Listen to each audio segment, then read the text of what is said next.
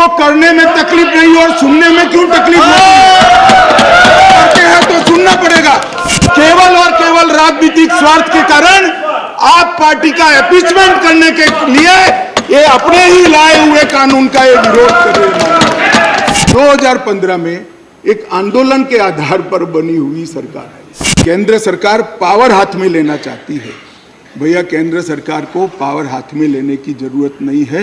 130 करोड़ की जनता की कृपा से हमें पावर भारत की जनता ने ही दे दिया। 91 से लेकर 2015 तक मदन लाल खुराना जी मुख्यमंत्री रहे, फिर साहिब सिंह वर्मा बने, फिर थोड़े समय के लिए स्वर्गीय सुषमा स्वराज जी बनी, फिर थोड़े शीला दीक्षित जी बनी, मगर किसी से केंद्र सरकार से झगड़ा नहीं हुआ, किसी को नहीं हुआ, क्योंकि सब लोग विकास करना चाहते थे, सब पावर लेना नहीं चाहते थे।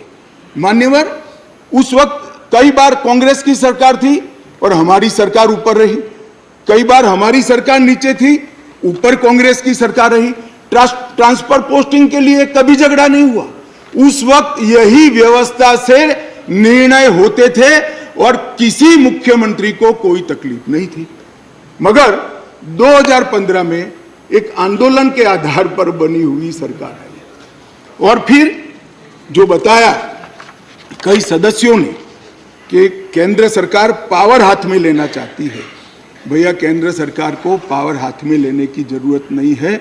130 करोड़ की जनता की कृपा से हमें पावर भारत की जनता ने ही दे दिया। ये अधिकार हमें भारत की जनता ने दिया और कई राज्यों में, पूर्ण राज्यों में भारतीय जनता पार्टी की पूर्ण बहुमत की सरकार चल रही है। कोई पावर लेने की जरूरत नहीं है। एक बिल हम लाए हैं पावर केंद्र में लाने के लिए नहीं, केंद्र ने दिए हुए पावर पर दिल्ली यूटी की सरकार अतिक्रमण करती है, इसको वैधानिक रूप से रोकने के लिए यह बिल लेकर हम आए। मान्यवर, शब्दों के श्रृंगार से असत्य को सत्य नहीं बनाया जा सकता। लंबे चौड़े ऑक्सफोर्ड की डिक्शनरी के सुंदर सुंदर अंग्रेजी शब्दों से बोलने से असत्य सत्य नहीं हो जाता है। मान्यवर, मैं सबको बताना चाहता हूं कि कोई भी इसका विरोध करे जो अगर सत्य है कि 91 से लेकर 2015 तक यही व्यवस्था चलती थी, इसमें हमने कोई फर्क नहीं किया है। मान्यवर, मैं इसलिए बात करना चाहता हूं कि नई व्यवस्था आई। कई सदस्यों ने कहा, मैं तो तब बोलना नहीं चाहता मगर कहा है इसलिए सिर्फ रिपीट करता हूं कि अराजकता फैलाने का काम दिल्ली में शुरू हो गया है। मान्यवर, शासन व्यवस्था के एक फ्रेमवर्क में चलना पड़ता है। अगर मैं मंत्री हूं तो मेरे मंत्री के नाते अधिकार है तो दायित्व भी है। मैं किसी और के अधिकार का हनन नहीं कर सकता। मान्यवर, कई बार ऐसी व्यवस्था आई, मैं बाद में बात करूंगा। अभी चिदम्बरम जी खड़े हो गए थे, वो होम मिनिस्टर थे, तब क्या हुआ था और उन्होंने फाइल पर क्या लिखा है वो भी है मेरे पास, मैं बताऊंगा। मान्यवर, परंतु मैं इतना स्पष्टता से कहना चाहता हूं कि 91 से लेकर 2015 तक ये व्यवस्था जस की तस थी, जिसको बदलने के लिए 2015 में एक परिपत्र किया गया दिल्ली सरकार द्वारा, जिसको नलीफाई करने के लिए भारत सरकार ने एक परिपत्र सेवाओं के बारे में इश्यू किया। उसको उच्च न्यायालय में चुनौती दी गई। उच्च न्यायालय में भारत सरकार के पक्ष में फैसला आया, फिर सर्वोच्च न्यायालय की खंडपीठ को वो डिफर कर दिया गया। 2018 में सर्वोच्च न्यायालय की खंडपीठ ने एक आदेश दिया जिसका सार है कि मंत्री परिषद की अधिकारों को सर्वोच्च न्यायालय ने प्रस्तावित किया। मान्यवर, फिर वो डिवीजन बेंच के अंदर 2 जज की बेंच के अंदर गया, वहां सहमति नहीं बनी और फिर से खंडपीठ को रिफर कर दिया गया और 11 मई को सर्वोच्च न्यायालय की खंडपीठ ने सेवाओं के मामले में अपना निर्णय दिया। ये जो निर्णय है मान्यवर, इसमें सर्वोच्च न्यायालय ने ये विषय तय किया है, भारतीय संघ को केवल 3 विषयों पर पॉलिसी और पुलिस, पब्लिक ऑर्डर और लैंड, ये 3 विषय पर ही कार्यकारी अधिकार प्राप्त है। सेवाओं का अधिकार दिल्ली सरकार के पास रहता है।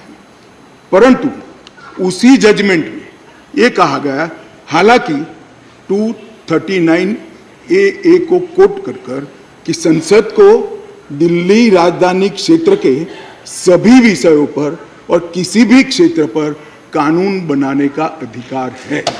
मान्यवर, अब जो लॉयर होते हैं वो बातों को बहुत खूबसूरत तरीके से रखने में माहिर होते हैं। एक ही अधिवक्ता एक बार एक धारा को डिफेंड करता है तो वही अधिवक्ता दूसरी बार वही धारा का विरोध करता है। मगर हमको तो ऐसी महारत हासिल नहीं, हम तो सार्वजनिक जीवन के छोटे कार्यकर्ता है, तो जो सच होते हैं वो बोलते हैं। मैंने अभिषेक मनु सिंघवी जी को ध्यान से सुना। मान्यवर, उन्होंने कहा, उन्होंने क्या करा उनको पूरा मालूम है, मैं मानता हूं मालूम होगा, बड़े विद्वान वकील है। उन्होंने अनुच्छेद 339A7A को पढ़ा, जिसमें लिखा है 239AA7A के तहत संसद को केंद्र सरकार के प्रावधानों को इफेक्ट देने या सप्लीमेंट करने के लिए कानून बनाने का पूरा अधिकार है। उन्होंने पढ़ा, मगर इसके ऊपर 3B में नहीं गए। मैं अब पढ़ता हूं 3B क्या है। पहले मैं 239A में दिल्ली के विषय में विशेष प्रावधान किए गए हैं। इसके तहत दिल्ली विधानसभा सहित संघ शासित प्रदेश है, विधानसभा सहित संघ शासित प्रदेश। मान्यवर, इसके 239A3B के अनुसार दिल्ली के संघ राज्य क्षेत्र या पूरा राज्य क्षेत्र या उसके किसी भी भाग के बारे में उससे संबंधित किसी भी विषय पर कानून बनाने का अधिकार संसद का अधिकार।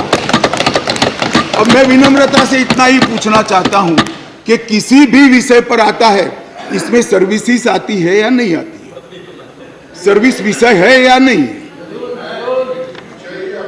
और मान्यवर, और इससे आगे जाकर 239AA3C के अनुसार संसद को, यह भी ध्यान से सुने सदन, संसद को राष्ट्रीय राजधानी क्षेत्र दिल्ली की विधानसभा द्वारा बनाए गए किसी भी कानून को संशोधित करने का, उसका स्वरूप बदलने का या उसको निरस्त करने का भी अधिकार दिया गया।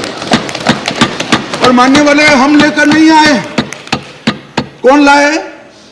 आज जो राजनीतिक जरूरियात के कारण आप पार्टी की गोदी में बैठी है, वो कांग्रेस पार्टी ये संविधान संशोधन लेकर आई। ये हम लेकर नहीं आए। अगर दिल्ली के अधिकारों का किसी ने हनन किया है, दिल्ली की असेंबली का किसी ने हनन किया अधिकारों का, तो मान्यवर